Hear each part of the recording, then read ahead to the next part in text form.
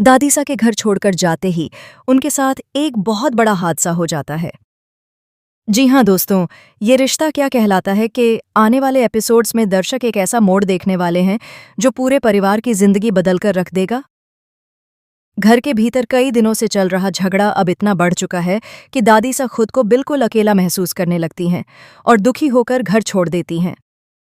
उन्हें लगता है कि उनकी वजह से घर में तनाव बढ़ रहा है, इसलिए चुपचाप निकल जाना ही बेहतर होगा। लेकिन दादीसा को पता नहीं होता कि उनके पीछे पीछे अभिरा भी घर से निकल चुकी है। अभिरा को यह महसूस होता है कि दादीसा का इस हालत में अकेले रहना बहुत खतरनाक हो सकता है, इसलिए वह उन्हें ढूंढने निकल जाती है।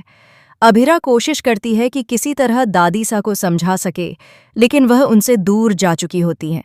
कहानी में दिल दहला देने वाला ट्विस्ट तब आता है जब अभिरा को अचानक सड़क किनारे भीड़ दिखाई देती है। वह घबराकर वहां पहुंचती है और दादीसा को सड़क पर बेहोश पड़ी देखती है। उनका गंभीर एक्सीडेंट हो चुका होता है, सिर से खून निकल रहा होता है और उनकी हालत बहुत खराब होती है।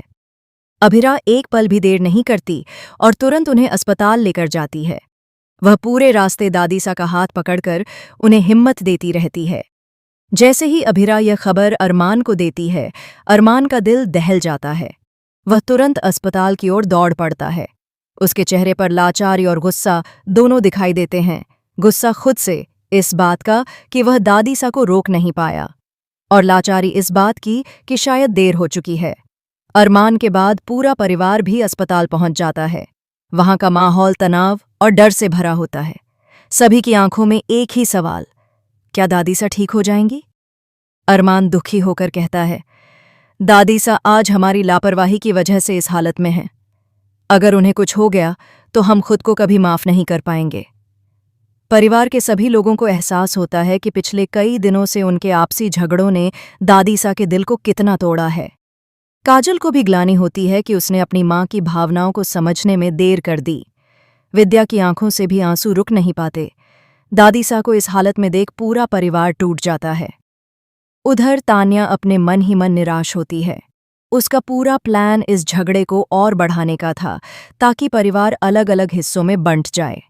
लेकिन दादीसा की यह हालत देखकर परिवार एकजुट होने लगता है। तान्या सोचना शुरू कर देती है कि उसका पूरा खेल बिगड़ चुका है। उसे उम्मीद थी कि यह विवाद इतना बढ़ जाएगा कि पोतदार और बंसल परिवार एक दूसरे से पूरी तरह अलग हो जाएंगे। लेकिन दादीसा के हादसे ने सबको एक कर दिया। कुछ घंटों बाद आखिरकार दादीसा को होश आने लगता है। डॉक्टर बताते हैं कि खतरा टल गया है, लेकिन उन्हें पूरी तरह ठीक होने में समय लगेगा। जैसे ही दादीसा की आंखें खुलती हैं, सामने पूरा परिवार खड़ा दिखाई देता है, इस बार बिना किसी मनमुटाव के।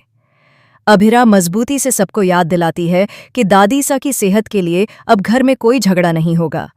सभी लोग सहमति में सिर हिलाते हैं। दादीसा भावुक हो जाती हैं जब सब कहते हैं कि अब वे कभी लड़ाई नहीं करेंगे और हमेशा साथ रहेंगे। उन्हें वापस पोदार हाउस ले जाने का फैसला होता है और इस बार दादीसा भी खुशी खुशी मान जाती हैं।